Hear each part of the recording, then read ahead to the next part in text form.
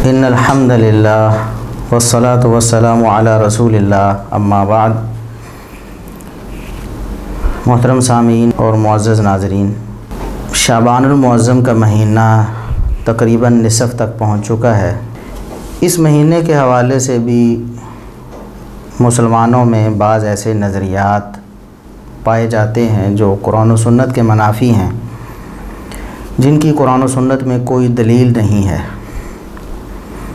انہی میں سے ایک نظریہ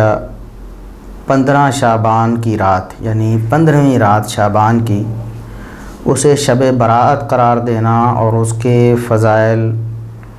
اور اس کی عظمت، اس کی فضیلت کا اعتقاد رکھنا۔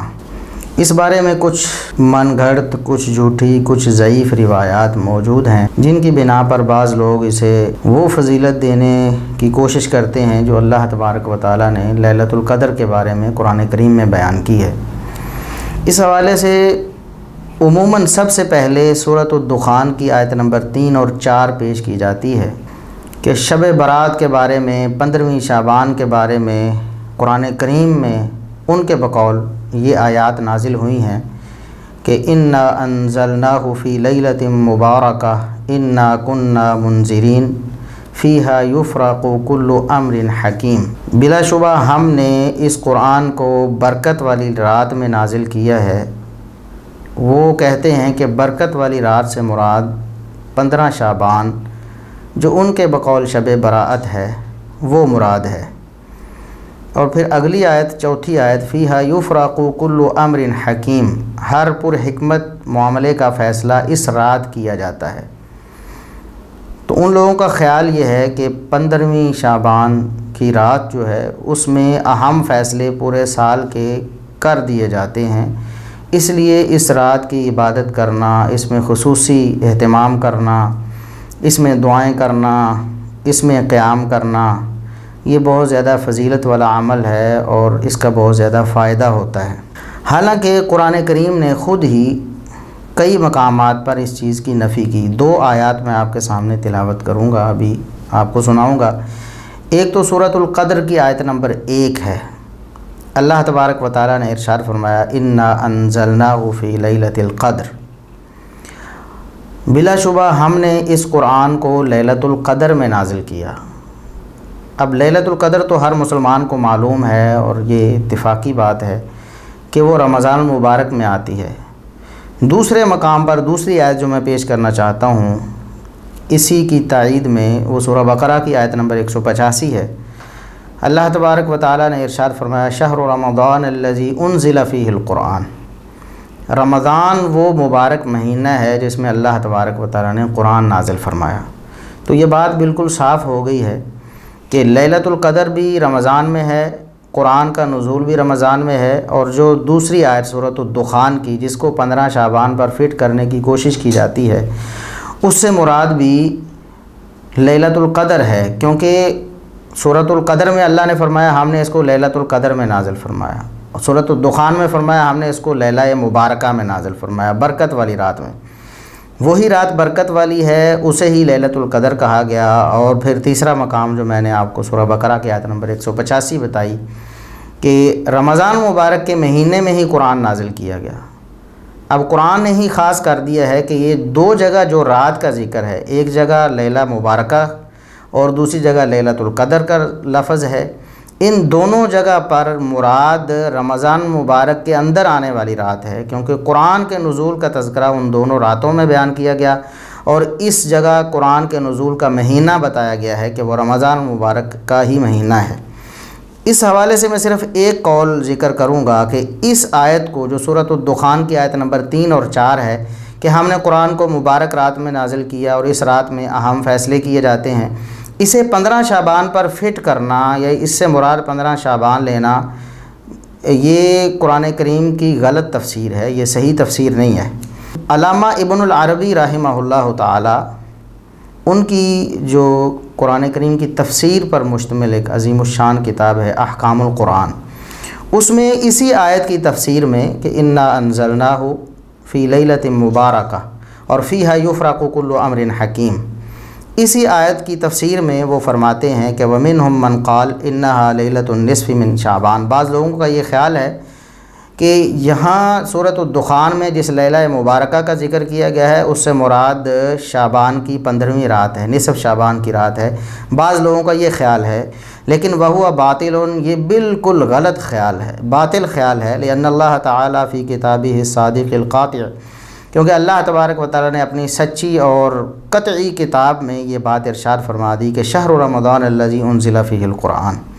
کہ رمضان کے مہینے میں قرآن نازل ہوا، لہٰذا یہاں سے جو لیلہ مبارکہ ہے اس سے مراد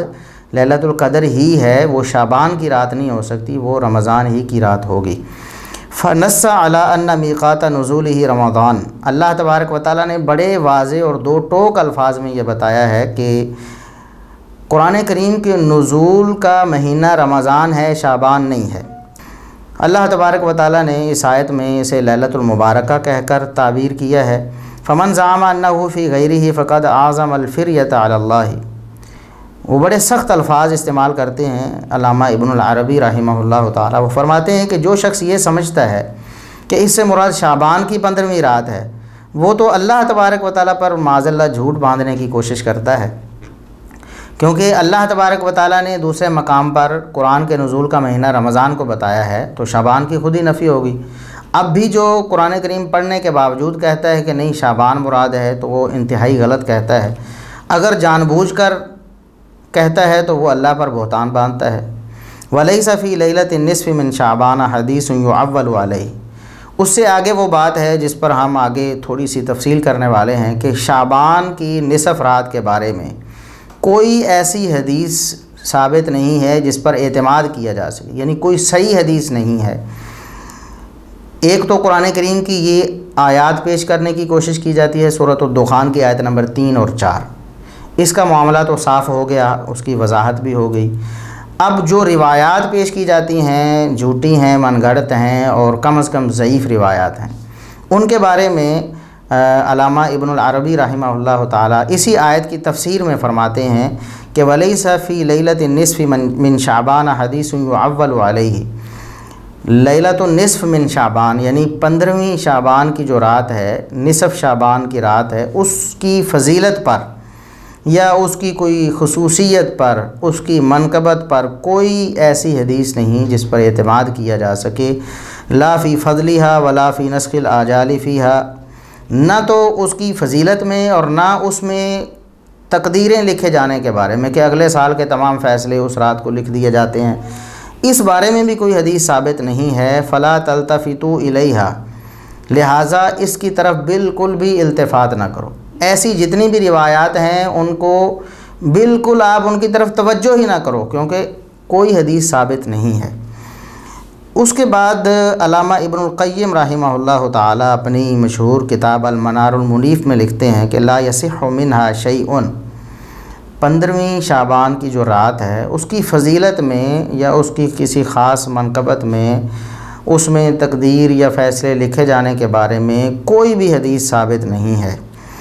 اور یہ بات صرف علماء حدیث یعنی محدثین اور اہل الحدیث نے ہی نہیں کہی، بلکہ ہمارے دیوبندی بھائیوں کے بھی علماء اس بات کا اقرار کرتے چلے آئے ہیں۔ علامہ یوسف بنوری دیوبندی وہ لکھتے ہیں، دیوبند میں ان کا ایک خاص مقام ہے، انہوں نے لکھا ہے اپنی مشہور کتاب معارف السنن میں جو جامع ترمذی کی شرح انہوں نے لکھی ہے، اس میں وہ لکھتے ہیں کہ ولم اقف علی حدیث مسند مرفوع صحیح فی فضلہا، میرے علم میں ایسی کوئی متصل مرفوع صحیح حدیث نہیں آئی جس میں اس رات کی کوئی فضیلت بیان ہوئی ہو، یعنی جتنی بھی روایات ہیں نبی کریم صلی اللہ علیہ وسلم سے با سند متصل کوئی بھی ثابت نہیں ہے۔ یہ ان کا فیصلہ ہے معارف السنن جلد 5 صفحہ 419 میں۔ اسی طرح جناب تقی عثمانی دیوبندی صاحب، یہ بھی دیوبند مکتب فکر میں ایک بڑا جانا پہچانا اور معروف نام ہے، ان کے یعنی کبار مفتیان میں ان کا شمار ہوتا ہے۔ وہ فرماتے ہیں، ان کی کتاب ہے درس ترمذی، یعنی جامع ترمذی کی کچھ شرح کی انہوں نے، جلد 2 ہے صفحہ 579 اور 80 ہے۔ شب براءت کی فضیلت میں بہت سی روایات مروی ہیں، جن میں سے بیشتر علامہ سیوطی نے الدر المنصور میں ذکر کر دی ہیں۔ یہ تمام روایات سندن ضعیف ہیں، یعنی دیوبندی محققین اور علماء کا فیصلہ بھی یہ ہے کہ جو نصف شعبان یعنی 15 شعبان کی جو رات ہے جسے شب برات کہا جاتا ہے، اس کی فضیلت میں یا اس میں تقدیر لکھے جانے کے بارے میں یا اس میں فیصلے ہو جانے کے بارے میں کوئی بھی حدیث ثابت نہیں ہے۔ یہ تو ہو گیا نصف شعبان کی رات کا معاملہ کہ نہ تو قرآن کریم میں اس کی کوئی فضیلت ثابت ہوئی ہے، جو 2 آیات کوٹ کی جاتی ہیں یا فٹ کرنے کی کوشش کی جاتی ہے ان کو نصف شعبان پر، بالکل غلط ہے اور قرآن کریم کے اپنے فیصلے کے ہی خلاف ہے۔ دوسرا، جو روایات اس بارے میں آئی ہیں وہ اصول محدثین کے مطابق ثابت نہیں ہے، اور اس کا اقرار نہ صرف محدثین نے کیا ہے بلکہ علماء دیوبند نے بھی محدثین کرام کے فیصلے کو تسلیم کیا ہے کہ ایسی کوئی روایت ثابت نہیں ہے۔ جن بعض علماء نے ان کو صحیح یا حسن کہہ دیا کسی ایک روایت کو، تو ان کا اجتہاد درست نہیں ہے، انہیں غلطی لگی ہے۔ اب ہم آتے ہیں کہ 15 شعبان کا روزہ کیسا ہے۔ 15 شعبان کا روزہ، تو اس حوالے سے یہ یاد رکھنا چاہیے کہ جس طرح نصف شعبان کی رات کی فضیلت یا اس کی خصوصیت کے بارے میں کوئی حدیث ثابت نہیں ہے، اسی طرح 15 شعبان کے روزے کی فضیلت یا اس کے سنت ہونے یا اس کے مستحب ہونے کے حوالے سے بھی کوئی روایت نبی کریم صلی اللہ علیہ وسلم سے ثابت نہیں ہے، اور اس میں تو اتنا بھی اختلاف نہیں۔ بعض لوگ نصف شعبان کے حوالے سے کسی روایت کو حسن یا صحیح کہہ دیتے ہوں گے، لیکن 15 شعبان کے روزے کے بارے میں تو کسی روایت کو نہ محدثین نے صحیح کہا ہے اور نہ دوسرا کوئی ایسی ہمت کر سکا ہے۔ اس کے بارے میں ایک تو یہ بات ہے کہ نبی کریم صلی اللہ علیہ وسلم جب کسی دن کے ساتھ کسی عبادت کو خاص نہ کریں تو امتی کے لیے یہ جائز نہیں کہ اس دن یا اس وقت کے ساتھ اس عبادت کو خاص کر لے۔ اس کی ایک مثال صحیح مسلم کی 1144 نمبر حدیث ہے۔ یہ حدیث نمبر ہے، سند نمبر نہیں ہے۔ سیدنا ابو ہریرہ رضی اللہ تعالیٰ عنہ نبی کریم صلی اللہ علیہ وسلم سے بیان کرتے ہیں کہ آپ نے فرمایا لا تختصوا لیلۃ الجمعۃ بقیام من بین اللیالی، جمعہ کی رات کو قیام کے ساتھ خاص نہ کرو باقی راتوں کو چھوڑ کر، اور ولا تخصوا یوم الجمعۃ بصیام من بین الایام، اسی طرح دنوں میں سے جمعہ کے دن کو روزے کے ساتھ خاص نہ کر لو باقی دنوں کو چھوڑ کر، الا ان یکون فی صوم یصومہ احدکم، ہاں استثنائی صورت یہ ہے کہ کوئی شخص اپنی روٹین میں روزے رکھ رہا ہے، مثال کے طور پر وہ محنت مزدوری کرتا ہے، اپنی چھٹی والے دن روزہ رکھتا ہے، اس کی چھٹی جمعہ کے دن کو آتی ہے تو اس کی روزے کی روٹین کا وہ دن ہے تو وہ رکھ سکتا ہے، یا وہ کوئی شخص ایک دن چھوڑ کے ایک دن روزہ رکھتا ہے، اس روٹین میں اس کا دن آ جاتا ہے، یا کوئی ایام 20 کے روزے رکھتا ہے 13، 14، 15 کی، یا کوئی اور دن مہینے کے 3 اس نے خاص کیے ہیں کہ ان دنوں میں مجھے سہولت ہوتی ہے تو ان دنوں میں وہ روزہ رکھ لے، تو یہ اس سے مستثنا ہوگا۔ ویسے اگر ایک شخص باقی کسی رات کو قیام نہیں کرتا، وہ کہتا ہے کہ جمعہ کی رات کو میں خاص طور پر قیام کیا کروں گا کیونکہ جمعہ کی کوئی فضیلت جس طرح ثابت ہے حدیث میں، اسی طرح جمعہ کے دن میں روزہ رکھا کروں گا، باقی دنوں فرصت بھی ہوتی ہے، موقع بھی ہوتا ہے، وہ روزہ نہیں رکھتا، لیکن جمعہ کے دن روزہ رکھتا ہے اس لیے کہ شاید اس میں کوئی خاص فضیلت ہے، تو نبی کریم صلی اللہ علیہ وسلم نے اس سے منع فرما دیا۔ تو جب جمعہ کے دن جس کی فضیلت احادیث میں ثابت ہے، بہت ساری احادیث ہیں، خیر یوم طلعت علیہ الشمس، صحیح مسلم وغیرہ کی حدیث ہے، سب سے بہترین دن جس میں سورج طلوع ہوا ہے، یعنی کائنات میں جتنے بھی دن آج تک آئے ہیں یا تا قیامت آئیں گے ان میں سے سب سے بہترین دن جمعہ کا دن ہوتا ہے، تو سب دنوں کا سردار یہ جمعہ کا دن ہے۔ اس کے اور بھی فضائل احادیث میں بیان ہوئے، اس میں کون کون سے اہم معاملات اللہ تبارک و تعالیٰ نے سر انجام دیے وہ بھی منقول ہیں۔ اتنی فضیلت کے باوجود اس دن کو روزے کے ساتھ خاص نہیں کیا جا سکتا، منع فرما دیا گیا۔ تو اگر کوئی 15 شعبان کو بغیر فضیلت کے ہی، یعنی اس کی فضیلت بھی کوئی ثابت نہیں، پھر بھی روزے کے ساتھ خاص کر لے، دلیل شرعی بھی کوئی نہیں، نبی کریم صلی اللہ علیہ وسلم سے اس کا ثبوت کوئی نہیں، تو وہ نبی کریم صلی اللہ علیہ وسلم کی اس حدیث کی روح سے آپ صلی اللہ علیہ وسلم کی نافرمانی کرے گا، کیونکہ ایسا کرنا جائز نہیں ہے۔ ایک مثال اس حوالے سے میں عرض کر دوں کہ اتباع سنت کا کیا جذبہ صحابہ کرام میں تھا اور ان کا کیا موقف تھا، اور کسی عبادت کو کسی خاص وقت کے ساتھ یا کسی خاص دن کے ساتھ اس کو خاص کر لینا اپنی طرف سے، اس کی شریعت میں کیا حیثیت ہے، یہ جامع ترمذی کی 2738 نمبر حدیث ہے، 2738 نمبر۔ سیدنا عبداللہ بن عمر رضی اللہ تعالیٰ عنہما کے ساتھ ایک شخص موجود تھا، اسے چھینک آئی تو اس نے پڑھا الحمدللہ والسلام علی رسول اللہ،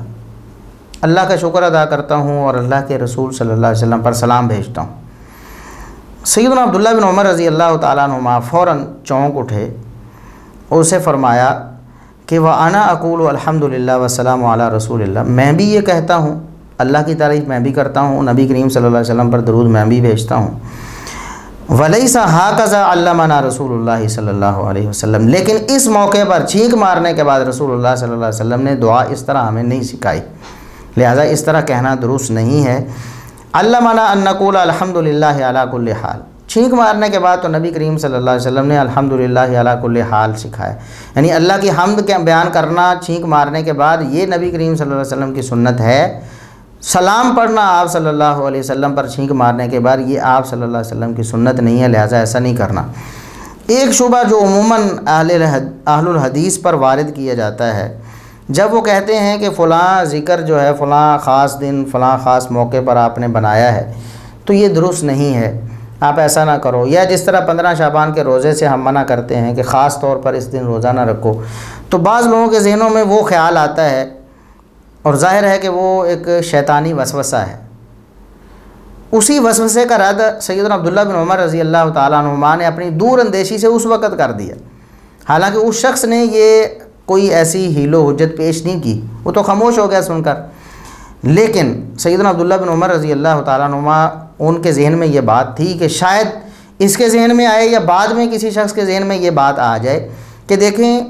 نبی کریم صلی اللہ علیہ وسلم پر سلام پڑھنا کون سا گناہ والا کام ہے، ذکر یہ تو ہے، درود پڑھنے کے فضائل ہیں، من صلی علیہ مرتن صلی اللہ علیہ عشرن، مجھ پر ایک دفعہ درود پڑھے گا جو اللہ اس پر 10 رحمتیں نازل فرمائے گا، کتنی فضیلت، اور بھی درود کے فضائل ہیں، تو فضیلت والا عمل ہے، تو میں کیوں روک رہا ہوں اسے؟ کیوں جی؟ یہ بات ہمارے جو خصوصاً بریلوی بھائی ہیں اور بسا اوقات دیوبندی بھائی ان کے ذہن میں بھی آتی ہے، وہ یہ کہتے ہیں کہ دیکھیں جی اس میں حرج کیا ہے، ذکر ہی تو ہے،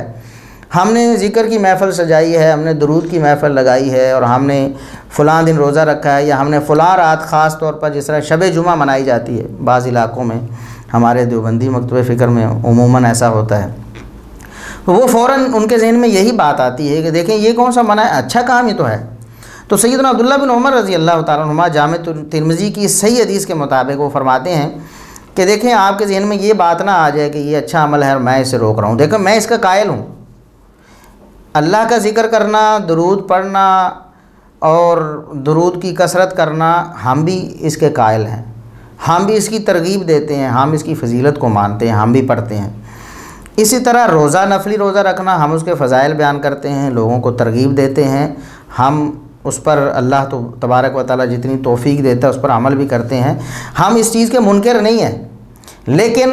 وَلَيْسَ هَكَذَا عَلَّمَنَا رسول اللہ صلی اللہ علیہ وسلم، عبداللہ بن عمر رضی اللہ تعالیٰ عنہ کے الفاظ میں ہم جواب دیتے ہیں، جس طرح آپ کرتے ہو اور ہم منع کرتے ہیں اس طرح اللہ کے رسول صلی اللہ علیہ وسلم نے سکھایا نہیں۔ بس یہی دعوت صحابہ کرام کی تھی اور یہی اہل الحدیث کی دعوت ہے اللہ کے فضل و کرم سے، کہ اعمال بہت اچھے ہیں جن کو آپ مطلب کرتے، درود ہے، ذکر کی محفل ہے، درود پڑھنا ویسے تو ٹھیک ہے، ذکر کے فضائل بھی ہیں، لیکن خاص طریقے بنا لیے گئے ہیں، جس طرح وہ سنن دارمی کی حدیث ہے، صحیح حدیث ہے، سیدنا عبداللہ بن مسعود رضی اللہ تعالیٰ عنہ نے کچھ لوگوں کو دیکھا مسجد میں، ان کو بتایا گیا پہلے آ کر کے مسجد میں نماز میں ابھی کچھ وقفہ تھا، وقت موجود تھا، تو لوگوں نے حلقے بنا لیے، ایک شخص انہیں کہتا ہے 100 دفعہ یہ پڑھو، 100 دفعہ اللہ اکبر، 100 دفعہ سبحان اللہ، 100 دفعہ الحمدللہ، 100 دفعہ لا الہ الا اللہ، وہ سارے اس کے پیچھے پیچھے پھر پڑھتے ہیں، تو وہ بڑے غصے ہوئے، فرمایا کہ تم سمجھتے ہو کہ ہم یہ نیکیاں شمار کر رہے ہیں، 100 دفعہ سبحان اللہ، 100 دفعہ الحمدللہ، فعدوا من سیئاتکم، اسے اپنی نیکی نہ سمجھو، اس کو اپنے گناہ شمار کرو کہ اتنی دفعہ تم نے گناہ کیا ہے، اللہ کو ناراض کیا ہے۔ تو پھر انہوں نے بڑے درد دل سے ایک بات کہی کہ دیکھیں نبی کریم صلی اللہ علیہ وسلم کے صحابہ ابھی اتنی کثرت سے موجود ہیں تمہارے اندر، آپ صلی اللہ علیہ وسلم دنیا سے گئے ابھی تھوڑا عرصہ ہوا، آپ کے برتن ابھی ٹوٹے نہیں ہیں جو ہمارے پاس موجود ہیں، آپ صلی اللہ علیہ وسلم کے مبارک کپڑے ہمارے پاس موجود ہیں، ابھی وہ بوسیدہ نہیں ہوئے ہیں، تو آج ہی تم نے دین میں نئے کام نکالنے شروع کر دیے ہیں۔ اور انہوں نے ایک انتہائی جامع جملہ ارشاد فرمایا بتاؤ کہ کیا تم جو طریقہ ابھی اختیار کر رہے ہو یہ محمد الرسول اللہ صلی اللہ علیہ وسلم کے لائے ہوئے طریقے سے زیادہ اچھا ہے؟ جواب دو، کیا ایسا ہے؟ اور ایسا اگر تم نہیں کہہ سکتے تو پھر ظاہر بات ہے کہ تم گمراہی کا دروازہ کھول رہے ہو، تو اس کو گمراہی سیدنا عبداللہ بن مسعود رضی اللہ تعالیٰ عنہ نے بھی قرار دیا کہ یہ اس طرح کی مجلسیں اور محفلیں خاص کر کے لگانا اور اس میں خاص طریقہ کار اختیار کرنا کسی ذکر کے لیے، تو بالکل اسی طرح روزے کو 15 شعبان کے ساتھ خاص کر لینا جبکہ اس پر کوئی دلیل شرعی نہیں ہے۔ نبی کریم صلی اللہ علیہ وسلم نے اسے خاص نہیں کیا۔ شعبان کا سارا مہینہ آپ صلی اللہ علیہ وسلم تقریباً روزے میں گزارتے، فضیلت ہے، آپ بھی عمل کریں، سارا شعبان ہی روزہ رکھ لیں، لیکن خاص آپ 15 شعبان کو اہتمام کریں اور اس کی فضیلت کا اعتقاد رکھیں،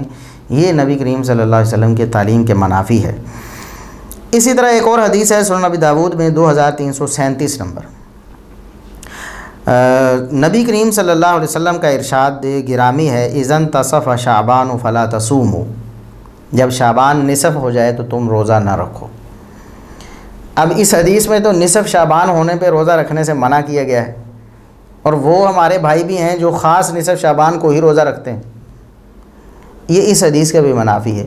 اس حدیث کا مطلب یہ نہیں کہ نصف شعبان کے بعد روزہ نہیں رکھا جا سکتا،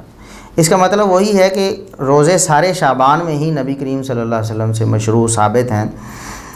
سارے شعبان میں ہی روزے رکھیں، جب فرصت ہو تب ہی رکھیں۔ لیکن ایک شخص رکھتا ہی نہیں، نصف شعبان تک بالکل نہیں رکھتا، اس کے پاس فرصت بھی ہے، موقع بھی ہے، رکھ بھی سکتا ہے، اسے پتہ بھی ہے، ترغیب بھی ہے، پھر بھی وہ نصف شعبان کو خاص کر لیتا ہے کہ اس سے آگے وہ رکھنا شروع کرے گا، یا خاص کوئی اس کے بارے میں اس کے ذہن میں بات ہے تو اس کو منع کر دیا گیا۔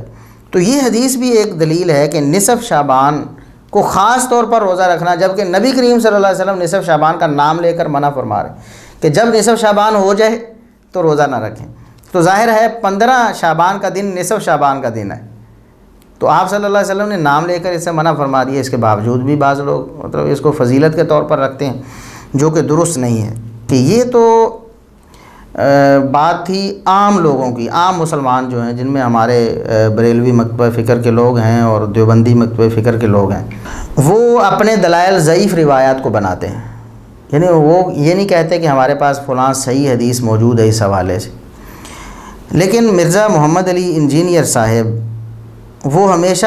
تفردات میں پڑھتے ہیں، ایسی بات لے کے آتے ہیں جو امت مسلمہ خصوصاً اہل سنت والجماعت کے ہاں کبھی بھی رائج نہیں رہی ہوتی، یا قرآن و سنت کی آیات اور احادیث کا وہ فہم جو ہے، قرآن کی آیات اور نبی کریم صلی اللہ علیہ وسلم کے فرامین، آپ کی سنتوں کا وہ فہم جو اہل سنت نے کبھی نہیں لیا ہوتا، وہ اسے اختیار کرتے ہیں، یعنی ان کے جو ذہن میں آتا ہے اسے وہ قبول کرتے ہیں، جو ان کے ذہن میں نہیں آتا اس کو وہ رد کر دیتے ہیں۔ یہاں بھی انہوں نے ایک ایسا ہی کام کیا ہے، یعنی ساری امت ایک طرف ہے اور وہ بالکل دوسری سائڈ پہ کھڑے ہوئے۔ 15 شعبان کے بارے میں وہ کہتے ہیں جی 15 شعبان کا روزہ مسنون ہے۔ اب آگے میرے بھائیوں وہ ٹروتھ ریویلنگ 10ویں حدیث شعبان المعظم کے روزے کے حوالے سے، اور پرٹیکولرلی 15 شعبان المعظم کا جو روزہ ہے اس کے حوالے سے۔ اور دلیل کیا ہے؟ صحیح بخاری اور صحیح مسلم کی ایک حدیث وہ پیش کرتے ہیں۔ یہاں میں عرض کر دوں کہ صحیح بخاری اور صحیح مسلم کی ساری احادیث صحیح ہیں اور ہمارا ان پر ایمان ہے اور ہم ان پر عمل بھی کرتے ہیں، لیکن ان احادیث سے ثابت کیا ہوتا ہے؟ ہم فہم سلف کو ماننے والے ہیں، صحابہ کرام، تابعین، تبع تابعین اور ائمہ دین قرآن و سنت سے جو سمجھ کر ہمیں بتا گئے ہیں یا جو عمل کر گئے ہیں وہ ہمارے لیے مشعل راہ ہے، ہم اس سے سرے منہ منحرف نہیں ہوتے۔ لیکن مرزا صاحب ایک تو صحابہ کرام رضوان اللہ علیہم اجمعین کی شان، ان کی فضیلت کے حوالے سے بھی اہل سنت سے بالکل ایک سائڈ پہ ہیں، یعنی انہوں نے شیعوں کا طرز عمل اختیار کیا ہے،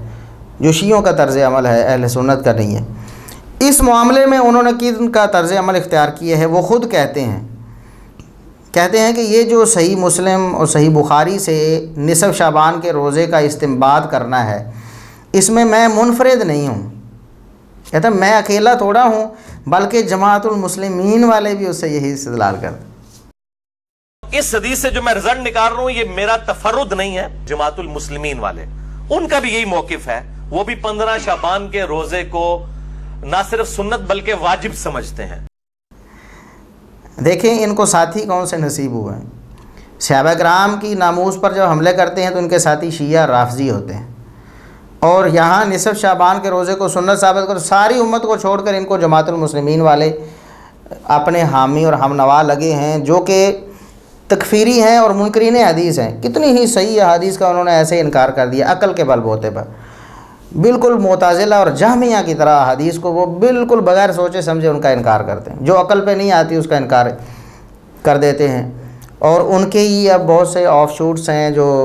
अज़ाब कब्र भी के भी मुनकर हो गए हैं, और बल्कि बुखारी मुस्लिम की हदीस के भी मुनकर हो गए हैं, और अब तो उनके भी बहुत सारे आगे फ़िरके बन चुके हैं।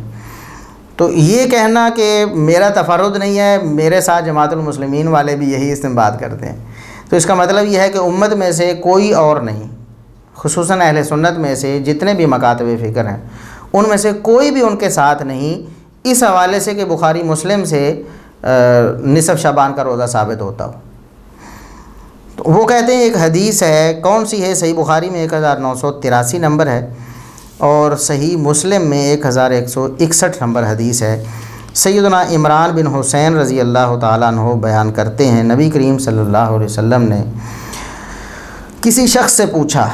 अब ये तो रावी को शक है कि सैयदना इमरान बिन हुसैन से पूछा या किसी और शख्स से पूछा। बहरहाल नबी करीम सल्लल्लाहु अलैहि वसल्लम ने पूछा, अमा सुमता सरर हाज़ा शहर या सुरर हाज़ा शहर, सीन पर पेश भी है और सीन पर फ़तह भी है, सुरर भी और सरर भी, और बाद रिवायात में सिरार के अल्फाज भी आए हैं, सिरार हाज़ा शहर।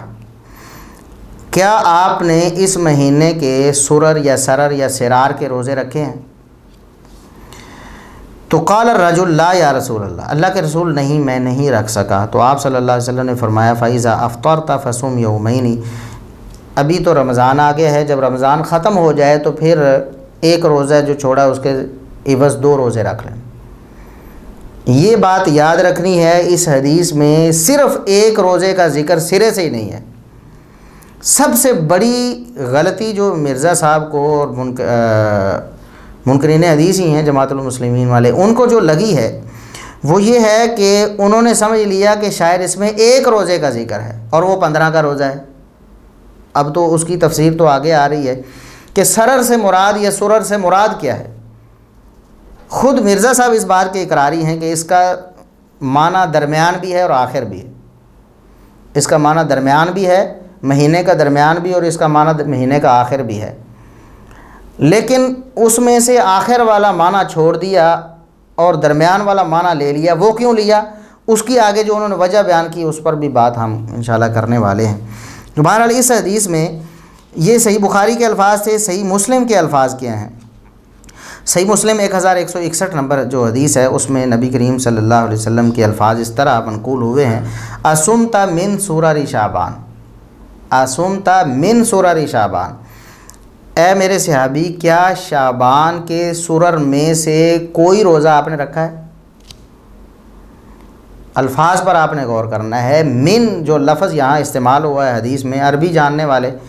इस बात को बखूबी समझते हैं। जिनका अरबी से कभी वास्ता ही नहीं पड़ा, जो अरबी से बिल्कुल नाबलद हैं, वो बेचारे क्या समझेंगे। तर्जमे वाली किताब पढ़ ली और किसी ने अगर तर्जमे में गलती कर दी तो मक्खी पे मक्खी मारते चले गए, या फिर तर्जमा सब का छोड़कर जमातुल मुस्लिमीन का वाला जो तर्जमा है या उनका जो इस्तिंबात है वो ले लिया। अब यहाँ मिन सूरर शाबान का लफ्ज़ है। अगर ऐसे होता कि असुमता सूरर शाबान, क्या आपने शाबान के सूरर का रोज़ा रखा है, सिर्फ़ इतना होता और इसका माना दरमियान कर लिया जाता, तो फिर हम समझते कि माना ठीक है जी, क्या आपने रमज़ान का जो दरमियान है उस दिन रोज़ा रखा था। लेकिन आप सल्लल्लाहु अलैहि वसल्लम के अल्फाज क्या हैं, असुमता मिन सूरर शाबान, ऐसे अभी क्या आपने रमज़ान के सूरर में से कोई रोज़ा रखा है। मिन तबईज़ के लिए होता है, यानी एक चीज़ के कुछ टुकड़े हैं, उनमें से कोई एक टुकड़ा आपने मुंतखब किया, यानी कुछ दिन हैं सूरर में शामिल, उन दिनों में से कोई दिन आपने मुंतखब किया है, कोई रोज़ा रखा है आपने उन दिनों में से। ये आप सल्लल्लाहु अलैहि वसल्लम ने फरमाया। अब اس پر وہ کہتے ہیں جی جب آپ صلی اللہ علیہ وسلم نے فرمایا جب آپ روزہ چھوڑ دیں تو رمضان کے بعد 2 روزے رکھ لیں. کہتے ہیں 2 روزے تو ایک روزے کا ہی کفارہ ہو سکتے ہیں یا ایک روزے کے ہی بدلے میں کہے جا سکتے ہیں, 3 روزوں کے بدلے میں تو 2 روزے نہیں کہے جا سکتے. بعض لوگ اس طرف گئے کہ یہ جو بیچ والا شعبان ہے اس سے مراد ایام 20 کے 3 روزے ہیں. بھئی اگر 3 چھوڑے ہوتے تو اس کے بدلے 6 رکھوائے جاتے یا کم از کم 3 کو کم کر کے تو آپ نے 2 نہیں کروانے تھے لاجیکلی. ایک تو یہ بات بے دلیل ہے, کیوں نہیں کہے جا سکتے؟ اللہ کی مرضی, اس کے رسول صلی اللہ علیہ وسلم کی مرضی کہ وہ 3 روزوں کے بدلے بھی 2 روزے رکھنے کا حکم دے دیں. اور دوسری بات یہ ہے, یہ عربی زبان میں بالکل یعنی مروج بات ہے, عربی دانوں کو یہ بات بالکل معلوم ہے کہ ایسے جب الفاظ استعمال ہوتے ہیں تو بسا اوقات قرائن و شواہد سے وہاں مراد یہ ہوتا ہے کہ جس طرح آپ نے فرمایا کہ کیا آپ نے کوئی روزے رکھے ہیں, نہیں رکھے تو ان کے بدلے 2 روزے بعد میں رکھ لینا. اس سے مراد یہ بھی ہو سکتا ہے اور بالکل عین ممکن ہے, ہو سکتا ہے کہ ہر روزے کے بدلے آپ 2 روزے رکھ لیں. تو یہاں یہ حذف ہو سکتا ہے کہ فَإِذَا أَفْطَرْتَ فَصُمْ عَنْ كُلِّ يَوْمٍ يَوْمَيْنِ فَصُمْ عَنْ كُلِّ صَوْمٍ يَوْمَيْنِ کہ آپ ہر روزے کے بدلے میں 2 روزے بعد میں رکھ لیں. یہ عین ممکن ہے. تو یہ کہنا کہ نہیں اس سے یہ ثابت ہوتا ہے, حالانکہ پچھلے الفاظ اس کی نفی کر رہے ہیں کہ اصومتا من سرر شعبان, یہ تو عربی زبان سے کوئی نابلد شخص ہوگا وہ یہی کہے گا کہ نہیں اس میں 1 روزے کا ذکر ہے, حالانکہ اس میں تو من سرر شعبان ہے. اس حدیث میں بالکل یہ بات واضح ہے کہ یہ جو سرر کا لفظ ہے یا سرر کا لفظ ہے یا سرار کا لفظ ہے, اسے 1 دن مراد قطعاً نہیں ہے, اسے 1 سے زیادہ دن مراد ہیں. اسی لیے نبی کریم صلی اللہ علیہ وسلم فرما رہے ہیں کہ سرر شعبان میں سے کوئی آپ نے رکھا ہے, کچھ رکھے روزے؟ انہوں نے کہا نہیں. تو آپ نے فرمایا پھر ہر روزے کے بدلے میں 2 روزے رکھ لینا بعد میں, یا سب روزوں کے بدلے میں 2 روزے بعد میں رکھ لینا. پر جو بھی تفسیر ہو, اس میں 1 روزہ تو قطعاً مراد نہیں ہو سکتا. نبی کریم صلی اللہ علیہ وسلم کے الفاظ ہی اس کی نفی کر رہے ہیں. اب اس کے بعد وہ کہتے ہیں جی درمیان اور آخر دونوں معنی ہیں سرر اور سرر کے, لیکن ہم نے جو درمیان والا معنی منتخب کیا ہے وہ کیوں کیا ہے؟ اس کی دلیل کہتے ہیں صحیح مسلم کی ہی ایک حدیث ہے, آسومتا من سرت ھذا الشہر,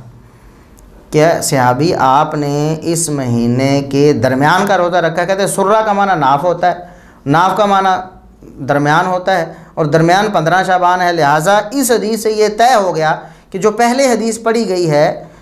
اس کا مطلب بھی یہی ہے اور یہ وہی حدیث ہے.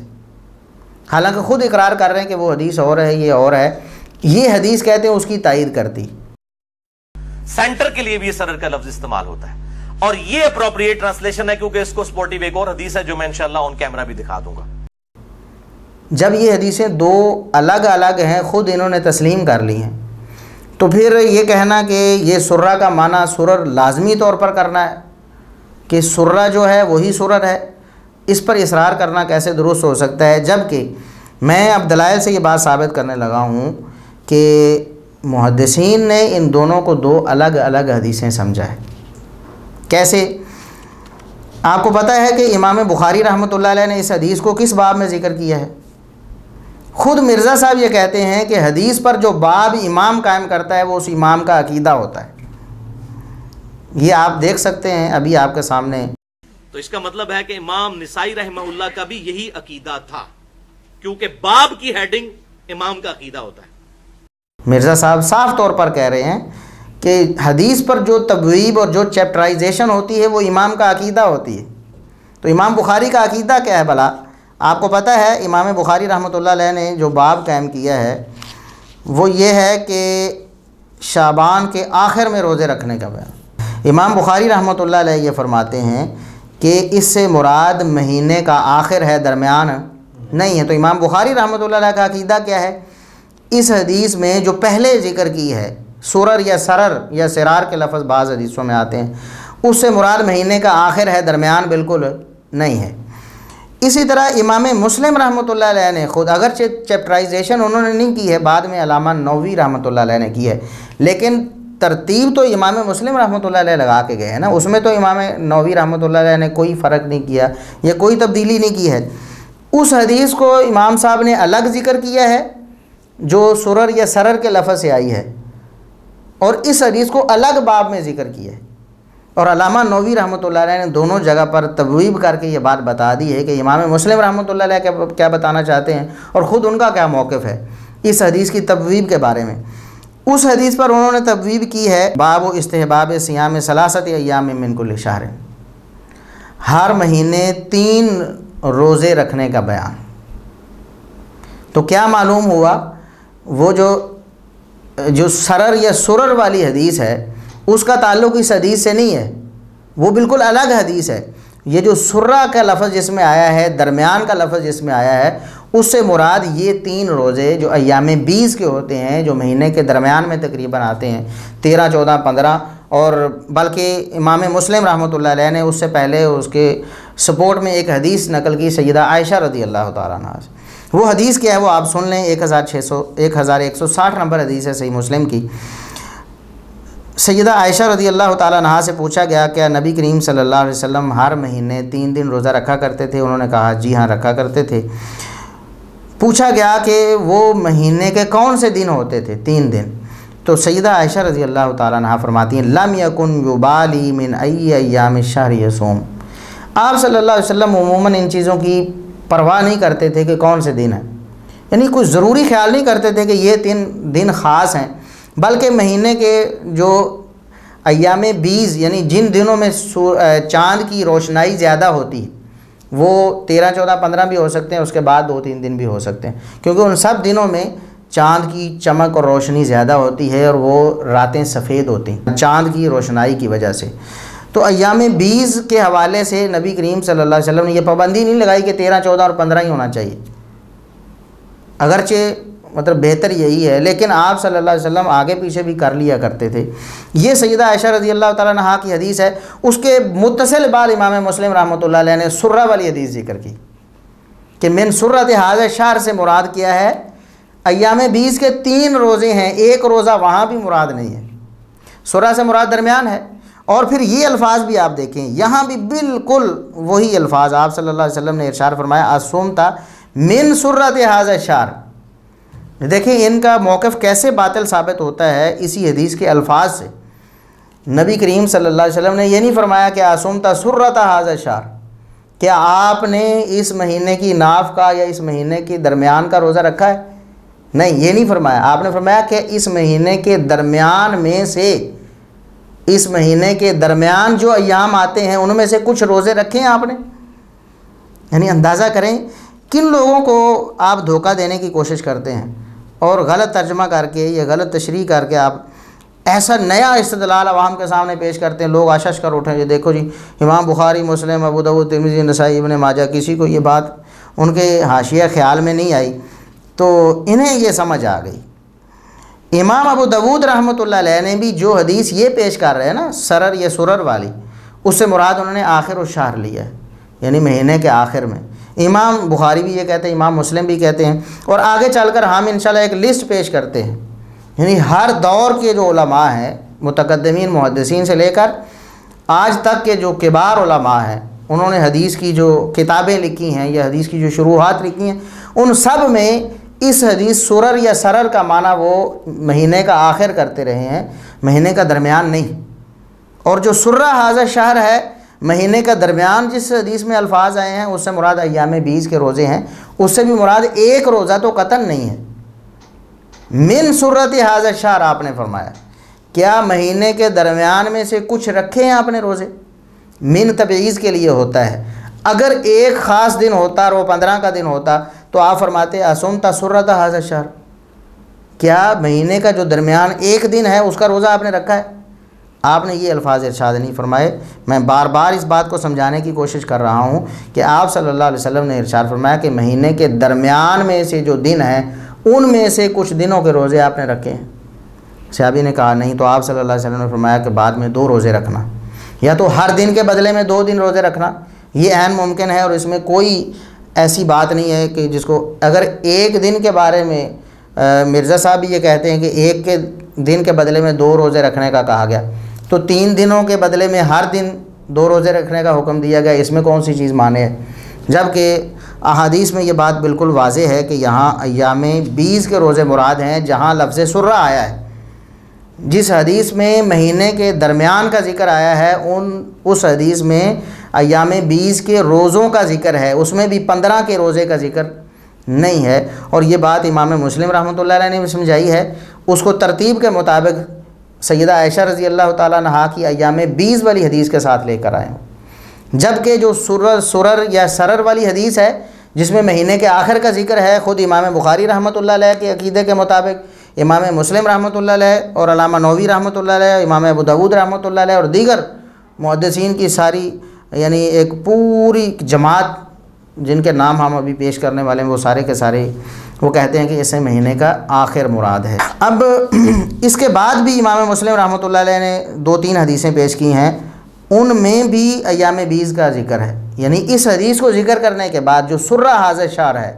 جس کا معنی مہینے کا درمیان کر کے ایک 15 کا روزہ ثابت کرنے کی کوشش کی ہے نا مرزا صاحب نے، اس کے بعد امام مسلم رحمۃ اللہ علیہ جو حدیث ذکر کرتے ہیں اس میں پھر وہی ذکر ہے۔ آپ صلی اللہ علیہ وسلم نے فرمایا ثلاث من کل شہر، ہر مہینے 3 روزے رکھیں، ثلاث من کل شہر، یہ تفسیر ہے اس حدیث کی۔ اسی کانٹیکسٹ میں امام مسلم رحمۃ اللہ علیہ نے اسے پیش کیا ہے، اور اسی کانٹیکسٹ میں اگلی حدیث پھر جو امام مسلم رحمۃ اللہ علیہ لے کے آئے ہیں اس میں پھر یہ ذکر ہے صوم ثلاثۃ من کل شہر، ہر مہینے میں 3 دن روزے رکھنے کا بیان اس نبی کریم صلی اللہ علیہ وسلم کی زبانی اس حدیث میں کیا گیا ہے۔ تو یہ بات الحمدللہ میں نے آپ کے سامنے یہ واضح کر دی ہے کہ یہ استدلال انتہا درجے کا باطل استدلال ہے۔ اس پر جامعہ عصریہ جہلم کے ایک شیخ الحدیث ہیں، وہ سوشل میڈیا پہ ہماری نظر سے گزرا تھا، جس میں انہوں نے مرزا محمد علی انجینئر صاحب کی باتوں کا رد کیا تھا، وہ بھی پڑھنے کے لائق ہے۔ اور اسی طرح اس حدیث میں جو سرر یا سرر کے الفاظ ہیں، جو وہ روایت سرر یا سرر والی جس سے مراد آخر ہے، میں نے بتایا 2 حدیثیں ہیں، ایک ہے مہینے کے آخر میں روزے رکھنے کا بیان جیسا کہ امام بخاری رحمۃ اللہ علیہ اور دیگر ہم ابھی ذکر کرنے والے ہیں، دوسری ہے مہینے کے درمیان میں روزے رکھنے والے، اور مہینے کے درمیان بھی ایک روزہ نہیں بلکہ مہینے کے درمیان میں جو روزے ہیں ان میں سے کچھ روزے نبی کریم صلی اللہ علیہ وسلم نے پوچھے آپ نے رکھے ہیں کہ نہیں، ایک روزے کا تو ذکر قطعاً بخاری مسلم وغیرہ کسی حدیث میں نہیں ہے، تو پھر ایک روزے کا استدلال کر لینا اور 15 کا استدلال ساری امت سے ہٹ کر تکفیریوں کو ساتھ ملا کر منکرین حدیث کو ساتھ ملا کر کہنا کہ دیکھو یہ بھی میرے ساتھ ہیں میں اکیلا نہیں ہوں، اس کا کیا فائدہ ہے؟ کوئی کل کو کسی اور گمراہ کو ساتھ کھڑا کر لے جی میں اکیلا نہیں ہوں۔ آپ ہمیشہ یہ کرتے ہیں شیعہ میرے ساتھ میں اکیلا نہیں ہوں، یہاں کہتے ہیں آپ میرے ساتھ تکفیری اور جماعت المسلمین والے اکیلا نہیں ہوں۔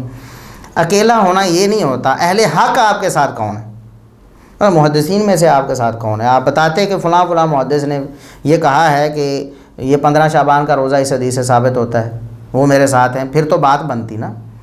آپ کے پاس تو کچھ بھی نہیں ہے۔ اب میں آپ کو بتاتا ہوں، یہ ہمارے ایک شاگرد ہیں حافظ محمد طاہر سلفی حافظہ اللہ تعالی، جو ہمارے پاس شعبہ تخصص میں پڑھتے رہے ہیں، اب وہ جامعہ قاسمیہ شارجہ میں زیر تعلیم ہیں، تو انہوں نے اللہ کے فضل و کرم سے یہ بہت سارے حوالے جمع کر دیے ہیں، جیسا کہ امام بخاری نے کہا، امام مسلم رحمۃ اللہ علیہ کی ترتیب نے بتایا اور دیگر ائمہ نے کہا، اور مرزا صاحب کے بقول جو امام تبویب کرتا ہے نا، چیپٹرائزیشن کرتا ہے، اس کا عقیدہ ہوتا ہے، تو ہم ان ائمہ کا عقیدہ یا ان کی وضاحت جو انہوں نے تبویب میں نہیں کی تو بعد میں اس کو راجع قرار دیا، وہ ساری ہم آپ کو سناتے ہیں۔ ایک تو امام بخاری رحمۃ اللہ علیہ نے اپنی صحیح بخاری میں باب الصوم من آخر الشہر، یعنی سرر شعبان کی جو حدیث امام بخاری رحمۃ اللہ علیہ نے پیش کی ہے، دیکھیں اندازہ کریں، وہ کہتے ہیں کہ امام بخاری کو سمجھ نہیں آئی، انہیں سمجھ آئی۔ امام بخاری کا عقیدہ کیا ہے کہ یہ جو سرر شعبان کے بارے میں آپ صلی اللہ علیہ وسلم نے پوچھا، اس سے مراد مہینے کے آخر کے روزے ہیں، نہ کہ مہینے کے درمیان کے۔ تو امام بخاری رحمۃ اللہ علیہ کا باب یہ پڑھ سکتے ہیں، یہ 1983 نمبر حدیث سے پہلے امام صاحب نے قائم کی، اسی حدیث سے پہلے۔ امام دارمی رحمۃ اللہ علیہ جو 255 ہجری میں فوت ہوئے ہیں، 181 ہجری میں پیدا ہوئے تھے، یہ امام مسلم رحمۃ اللہ علیہ کے بھی استاذ ہیں، امام دارمی رحمۃ اللہ علیہ۔ انہوں نے اپنی کتاب میں لکھا کہ سررہ آخرہ، سرر شہر، سرر شعبان سے مراد آخر شعبان، آخر مہینے کے روزے مراد ہیں، نہ کہ درمیان کے۔ یہ حدیث 1783 نمبر حدیث کے تحت امام صاحب نے لکھا ہے۔ امام ابو عبید القاسم بن سلام رحمہ اللہ تعالی بڑے مشہور و معروم یہ خصوصاً لغت اور مشکل الحدیث کے امام ہیں، یعنی حدیث میں جو مشکل الفاظ ہیں ان کے معنی، تو انہوں نے یہ جو معنی ہے سرر شعبان، یہ بھی ایک چونکہ مشکل لفظ تھا، اس کا معنی انہوں نے کیا بیان کیا ہے، وہ کہتے ہیں کہ کسائی وغیرہ ائمہ لغت سے انہوں نے نقل کیا ہے کہ اس سے مراد آخر الشہر ہے، مہینے کا آخر ہے۔ امام ابن حبان رحمہ اللہ تعالی جو 354 ہجری میں فوت ہوئے ہیں، وہ کہتے ہیں اراد بھی انہار السرار وذالک ان الشہر اذا کان 29 یستتر القمر یوما واحدا، وہ بھی کہتے ہیں کہ یہ چاند جب 1-2 راتیں رہ جاتی ہیں اس کا تذکرہ کرتے ہوئے وہ فرماتے ہیں اس سے مراد مہینے کا آخر ہے۔ امام خطابی رحمۃ اللہ علیہ 388 ہجری میں فوت ہوئے ہیں یہ، وہ فرماتے ہیں وصحیح ان سرہ آخرہ، کہ صحیح بات اور راجح بات یہ ہے کہ سر شعبان سے مراد شعبان کا آخر ہے، درمیان نہیں ہے۔ یہ معالم السنن ان کی کتاب ہے، جلد 2 صفحہ 97 ہے۔ اسی طرح ابو نصر الجوہری 393 ہجری میں فوت ہوئے، لغت کے بہت بڑے ائمہ میں ان کا شمار ہوتا ہے، ان کی کتاب الصحاح تاج اللغہ ہے، اس میں انہوں نے اسی بات کو ترجیح دی ہے کہ اس سے مراد مہینے کا آخر ہے، جلد 2 صفحہ 682 ہے الصحاح ان کی جو کتاب ہے۔ امام بیہقی رحمہ اللہ تعالی جو 458 ہجری میں فوت ہوئے ہیں، وہ فرماتے ہیں کہ وَرَوَاهُ غَيْرُهُ عَنِ الْأَوْزَاعِيِّ أَنَّهُ قَالَ سَرُّهُ آخِرُهُ وَهُوَ الصَّحِيحُ، امام اوزاعی رحمۃ اللہ علیہ وغیرہ سے منقول ہے کہ اس سے مراد آخر مہینے کا، یہ شعبان کا آخر مراد ہے، وہ کہتے ہیں یہی بات درست ہے۔ یہ امام بیہقی رحمۃ اللہ علیہ نے بھی السنن الکبریٰ البیہقی جلد 4 صفحہ 355 میں یہ بات ارشاد فرمائی۔ اسی طرح معرفت السنن والآثار میں بھی انہوں نے یہی بات جلد 6 صفحہ 241 میں بیان فرمائی کہ نبی کریم صلی اللہ علیہ وسلم کی مراد اس حدیث میں آخر شعبان اور آخر شہر آخر مہینہ ہے، درمیان نہیں ہے۔ اس حدیث سے مراد جو جس کو مرزا صاحب درمیان والا ثابت کرنے کی کوشش کرتے ہیں دوسری حدیث کو ساتھ ملا کر۔ اسی طرح امام ابو نعیم الاصبہانی رحمۃ اللہ علیہ 430 ہجری میں فوت ہوئے ہیں، انہوں نے المسند المستخرج علی صحیح مسلم لکھی ہے، اس میں وہ جلد 3 صفحہ 241 پہ فرماتے ہیں سرر الشہر آخرہ، مہینے کے سرر یا سرر سے مراد آخر مراد ہے، درمیان نہیں ہے۔ اسی طرح بہت سارے ائمہ ہیں، بہت سارے، علامہ قاضی ایاز رحمۃ اللہ علیہ 544 ہجری میں فوت ہوئے ہیں، انہوں نے بھی لکھا والازہر فی تفسیری سرار شہر انہ آخرہ، راجح بات جو اس بارے میں ہے وہ یہ ہے کہ آخر مہینہ مراد ہے، مہینے کا آخر۔ ابن الجوزی رحمۃ اللہ علیہ 597 ہجری میں فوت ہوئے، وہ فرماتے ہیں سرر الشہر و سرارہ و سرارہ آخرہ، سرر سرار اور سرار سے مراد کیا ہے، مہینے کا آخر ہے، درمیان نہیں۔ کشف المشکل من حدیث صحیح ہیں جلد 1 صفحہ 475 میں یہ بات موجود ہے۔ علامہ ابن الاسیر الجزری رحمۃ اللہ علیہ 606 ہجری میں فوت ہوئے ہیں، یہ لغت کے بھی بڑے معروف امام تھے، وہ جامع الاصول جلد 6 صفحہ 356 میں فرماتے ہیں کہ سر و شہر آخرہ، مہینے کے آخر کو سرر، سر یا سرار یا سرار کہتے ہیں۔ اسی طرح قاضی بیضاوی جو 658 ہجری میں فوت ہوئے ہیں، لغت کے حوالے سے جانا مانا نام ہے، لغت تو بڑے امام تھے، انہوں نے بھی لکھا کہ اس سے مراد مہینے کا آخر ہوتا ہے۔ ابن رجب حنبلی رحمۃ اللہ علیہ 795 ہجری میں فوت ہوئے ہیں، وہ بھی بیان کرتے ہیں کہ اس کی تفسیر میں بعض لوگوں نے یہ اختلاف کیا اور کہا کہ درمیان ہے، لیکن راجح بات مہینے کا آخر ہے۔ علامہ طیبی رحمۃ اللہ علیہ انہوں نے بھی مشکات کی شرح میں جلد 5 صفحہ 1604 ہے، وہ فرماتے ہیں کہ سرار و شہر بالفتح والکسر وقضا سرارہ وهو آخر لیلۃ یستمر الہلال بنور الشمس، وہ بھی کہتے ہیں کہ مہینے کا آخر مراد ہے، مہینے کا درمیان مراد نہیں ہے۔ تو یہ بہت سارے حوالے ہم نے آپ کے سامنے پیش کر دیے ہیں۔ اس کے علاوہ بھی حافظ بن حجر رحمۃ اللہ علیہ یہ فتح الباری جو صحیح بخاری کی ایک بہترین شرح ہے، اور خود جو مرزا صاحب بہت ساری باتیں وہ ان کے حوالے سے نقل کرتے ہیں، لوگوں کو بتاتے ہیں دیکھو جی میں فتح الباری سے نقل کر رہا ہوں، جو حافظ ابن حجر رحمۃ اللہ علیہ نے صحیح بخاری کی سب سے بہترین شرح جو لکھی ہے، تو حافظ ابن حجر رحمۃ اللہ علیہ فرماتے ہیں ابو عبید اور جمہور جو محققین ہیں ان کا یہی قول ہے کہ آخر الشہر مراد ہے، مہینے کا آخر مراد ہے۔ اسی طرح علامہ عینی رحمۃ اللہ علیہ، جلال الدین سیوطی رحمۃ اللہ علیہ، علامہ قسطلانی ہیں، اور ایون کہ دیوبند میں سے علامہ انور شاہ کشمیری ہیں، اسی طرح ہمارے جو ہندوستان کے مشہور و معروف علماء میں سے علامہ عبید اللہ مبارک پوری رحمۃ اللہ علیہ ہیں، انہوں نے مشکات کی شرح میں یہ بات لکھی اور اسی بات کو راجح قرار دیا۔ اور بھی بہت سارے حوالے ہیں، یہ تقریباً 30 کے قریب حوالے ہمارے قابل اور ہونہار بھائی محمد طاہر السلفی حافظہ اللہ تعالیٰ نے جمع کیے ہیں۔ جو احباب مکمل اس حوالے سے تفصیل چاہتے ہیں وہ ان کی وال پہ موجود ہے، ہم انشاءاللہ اس کا لنک بھی اس ویڈیو کی یوٹیوب ڈسکرپشن میں دے دیں گے تاکہ احباب اس سے مکمل استفادہ کر سکیں۔ تو بہرحال آج کا جو ہمارا لیکچر تھا اس میں ایک تو بات یہ ہم نے بتائی ہے اللہ کے فضل و کرم سے کہ جو 15 شعبان کی رات کے حوالے سے، نصف شعبان کی رات کے حوالے سے فضائل و مناقب یا اس میں کوئی تقدیر لکھے جانے یا اس میں کوئی فیصلے کیے جانے کے بارے میں لوگوں میں معروف باتیں، اس میں ایک تو قرآن کریم کی آیت سے استدلال کیا گیا، سورہ دخان کی آیت نمبر 3 اور 4 سے، وہ قرآن کریم کی روح سے ہی ہم نے باطل قرار دیا الحمدللہ۔ اس کے بعد جو احادیث ہیں اس کے بارے میں ہم نے اختصاراً، چونکہ تفصیل بہت لمبی ہو جاتی، اختصاراً علماء محدثین کے حوالے بھی دے دیے اور مکتب فکر دیوبند کے 2 کبار علماء علامہ یوسف بن نوری صاحب اور علامہ تقی عثمانی صاحب، ان کے حوالے ہم نے دے دیے۔ وہ کہتے ہیں اس میں سے کچھ ثابت نہیں ہے۔ ابن قیم رحمۃ اللہ علیہ کا حوالہ دے دیا، اس طرح علامہ ابن العربی رحمۃ اللہ علیہ کا حوالہ دے دیا، اس بارے میں کچھ ثابت نہیں ہے۔ رہا 15 شعبان کا روزہ، اس کے بارے میں امت ساری کی ساری اہل سنت والجماعت تو یہی کہتے ہیں کہ اس کے بارے میں کوئی صحیح حدیث نہیں ہے۔ جنہوں نے بھی پیش کی ہیں یا تو ضعیف روایتیں پیش کی ہیں یا ویسے ہی انہوں نے ایک اعتقاد رکھ لیا سننے سنائے، اس کو کسی صحیح حدیث سے اٹیچ کرنا، خصوصاً صحیح بخاری اور صحیح مسلم کی اس حدیث سے جس میں نبی کریم صلی اللہ علیہ وسلم نے سیدنا عمران بن حسین رضی اللہ تعالیٰ عنہ یا کسی شخص سے پوچھا کہ آپ نے سرر شہر کا روزہ رکھا ہے کہ نہیں یا سرار شہر کا روزہ رکھا ہے کہ نہیں، تو اس سے مراد یہ لینا کہ اس سے مراد درمیان ہے۔ اور پھر ایک دوسری حدیث جو ایام بیس کے بارے میں تھی، جو ہم واضح کر چکے ہیں کہ خود امام مسلم رحمۃ اللہ علیہ نے اس کو ایام بیس کے کانٹیکسٹ میں ذکر کیا، اور علامہ نووی رحمۃ اللہ علیہ نے اس میں ایام بیس کے 3 روزے جو ہوتے ہیں مہینے میں ان کا عنوان چیپٹرائزیشن کی ہے۔ اس کو چھوڑ کر بالکل یہ ایسے ہی ہے جیسا کہ ہمارے وہ شیخ نے جو بلتستانی حافظہ اللہ تعالیٰ جنہوں نے مضمون لکھا، انہوں نے یہ بھی بات کی ہے کہ دیکھیں یہ تو ایسے ہی ہے جیسا کہ صحیح مسلم کی روایت پیش کر دے، جی دیکھیں مالی اراکم رافی ایدیکم، کہ رفع دین کے بارے میں نبی کریم صلی اللہ علیہ وسلم نے فرمایا میں تمہیں دیکھتا ہوں شریر گھوڑوں کی طرح تم دمیں ہلاتے ہو، کیوں جی؟ تو وہ اس سے استدلال کرے جس سے رفع دین منع ہے، کیوں؟ تو اس کی بات درست ہوگی۔ اسے ہم کہیں گے بھی دیکھو امام مسلم رحمۃ اللہ علیہ نے اس کو ذکر کہاں کیا ہے؟ امام مسلم رحمۃ اللہ علیہ تو اس کو سلام کے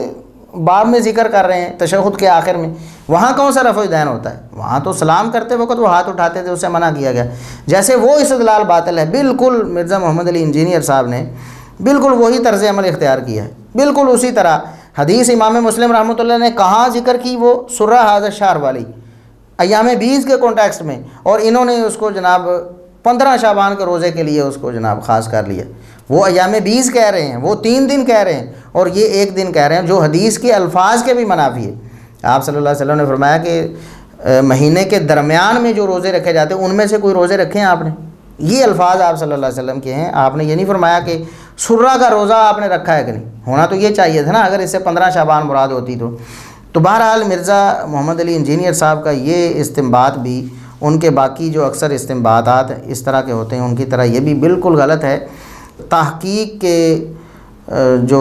شائقین ہوتے ہیں انہیں اس حوالے سے خبردار رہنا چاہیے کہ مرزا صاحب بہت ساری باتیں ایسی کرتے ہیں جن کا کوئی سر پیر نہیں ہوتا، یا جن میں ان کا حامی ایسے لوگ ہوتے ہیں جو اہل سنت والجماعت سے بالکل کٹے ہوئے ہیں۔ صحابہ کرام کے حوالے سے شیعہ ان کے حامی ہوتے ہیں، اس حوالے سے اہل سنت میں انہیں کوئی نہیں ملا، وہ کہتے ہیں جماعت المسلمین والے ہمارے حامی ہیں، جو منکرین حدیث بھی ہیں اور تکفیری بھی ہیں، مسلمانوں سے کٹ کے اپنے سوا کسی کو مسلمان نہیں سمجھتے، بہت زیادہ تشدد کرتے ہیں اس حوالے سے۔ اہل سنت والجماعت تمام کے تمام ان سے بری ہیں، کوئی بھی ان کے بارے میں ایسا کوئی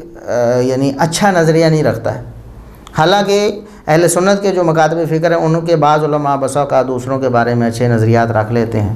لیکن جماعت المسلمین کے بارے میں سارے ہی متفق ہیں کہ یہ تکفیری لوگ ہیں اور یہ منکرین حدیث ہیں، اور انہوں نے قرآن و سنت کی نصوص کا وہ برا حال کیا ہے اپنی عقل کی بھینٹ چڑھا کر۔ عقلی باتیں تو دوسرے بھی ہمارے دیوبندی بریلوی بھائی بھی کر لیتے ہیں، بہت ساری غلط باتیں کرتے ہیں، لیکن جس طرح بے باک ہو کر یہ لوگ کرتے ہیں وہ اس سے اللہ کی پناہ ہے۔ اس پہ بھی انشاءاللہ ہم ایک سلسلہ شروع کریں گے عذاب قبر کے حوالے سے۔ یہ انہی کا ایک آف شوٹ ہے جماعت المسلمین کا، مسعود BSc یہ جماعت المسلمین ہے، تو ڈاکٹر مسعود الدین عثمانی یہ دوسری جماعت المسلمین پارٹ B ہے۔ انہوں نے جو یعنی عذاب قبر کا انکار کرنے کے لیے قرآن و سنت کی نصوص کا جو برا حال کیا ہے، اللہ معاف کرے، اس پر بھی انشاءاللہ کبھی ہم ایک بھرپور لیکچر دیں گے، بلکہ کئی لیکچرز دیں گے ان کے باطل نظریات اور عقائد کے حوالے سے۔ تو آج اسی پر اکتفا کرتے ہیں۔ اللہ تبارک و تعالی ہمیں حق سچ کو سمجھنے اور اسی پر عمل کرنے کی توفیق عطا فرمائے۔ وآخر دعوانا الحمدللہ رب العالمین۔